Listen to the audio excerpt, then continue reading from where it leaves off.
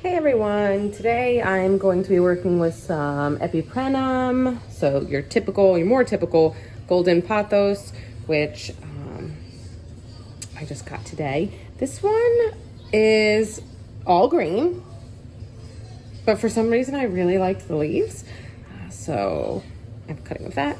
And then I also have a cutting of your more typical golden pothos with some of the yellow on it. So I decided that I'm going to do two different ways to propagate. So I'm going to put these two in water. And then I also have a couple of the node chonks, which is the best word. Two node chunks from the bottom. I think it was from this one. It was a little mangled at the bottom, from the bottom of the one that was all green. That I just want to place on some soil today. So we're going to do some water and some soil propagation here.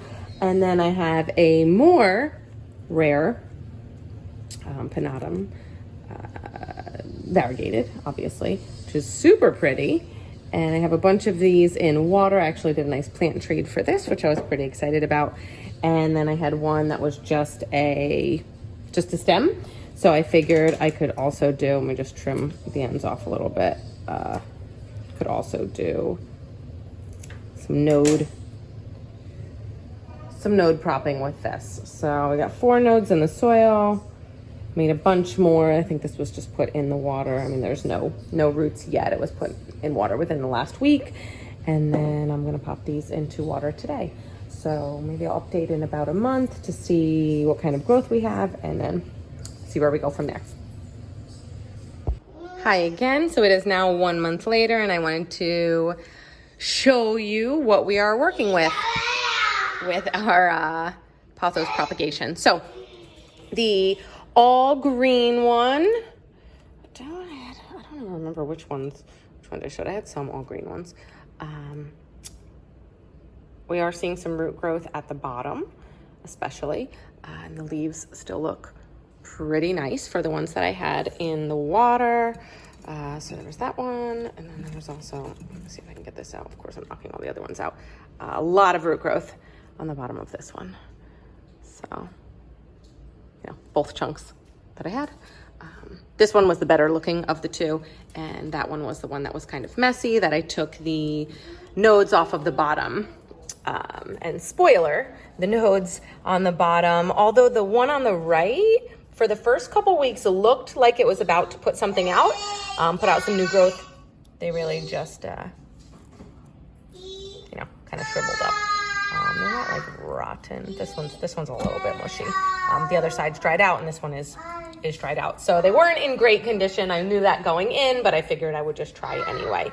As opposed to the epipremnum pinnatum, where you can see this one still really, as it's rolling away, it clearly hasn't rooted at all. Nothing's happening with this one yet. It looks like it's drying up a bit. It's not in the best condition, but this one looks great. And not only is it putting out some new growth, but we have a leaf that has emerged. So we're gonna sit that one in there, and I think that one will do pretty well. And I did move these cuttings out of the water.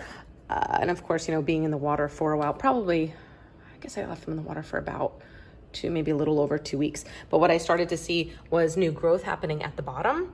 And I wanted to get them out of the water before I couldn't get them out of the glass. And I didn't want the new growth to rot because they were sitting a little bit too far in the water. So you can see that on each of the pieces that I have, there is pretty significant new growth. Really not anything at the top, so I'm probably gonna end up trimming them back and maybe using the nodes. The leaves did end up yellowing because they were sitting in water. So I just took those off because I wanted to give it more opportunity to focus on the new growth. We do have actually one. There's one, that's some new growth at the top there. So I'm gonna leave them attached for now, but maybe end up trimming them later as specifically these 3 bottom pieces grow out more. So yeah, after a month, I'm seeing a lot of good growth, and yeah, needed to transplant these ones obviously out of the water, and yep, pretty happy with the propagating so far. one here was the other pothos, the one that had the yellow on it.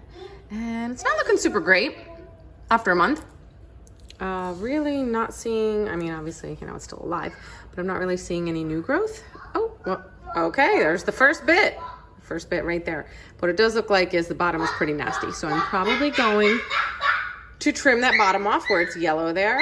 And then just have that bit of new growth on it. But yeah, this one's growing much more slowly. It is usually the case that the variegated, any of them that are variegated, tend to take longer to have root growth.